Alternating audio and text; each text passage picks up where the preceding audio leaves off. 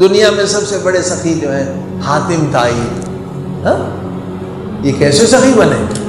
یہ ماں باپ کی ٹریننگ ہے، ہاں ماں باپ اگر چاہیں تو بچے کو بڑا سخی بنا دیں گے، بچہ بہشتی بن جائے گا۔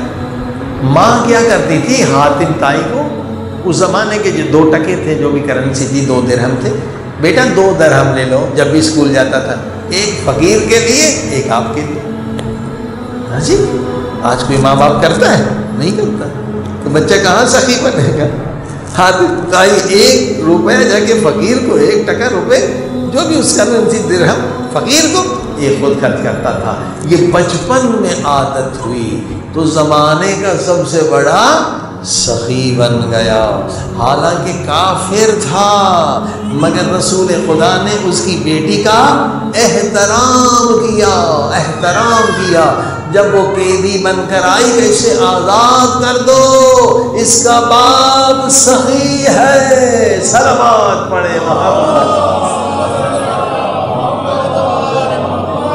اب دیکھیں، مسکرہ سخی ہو تو اللہ احترام کرتا ہے، اور کافر سخی ہے تو ہمارے نبی پاک احترام کرتے ہیں۔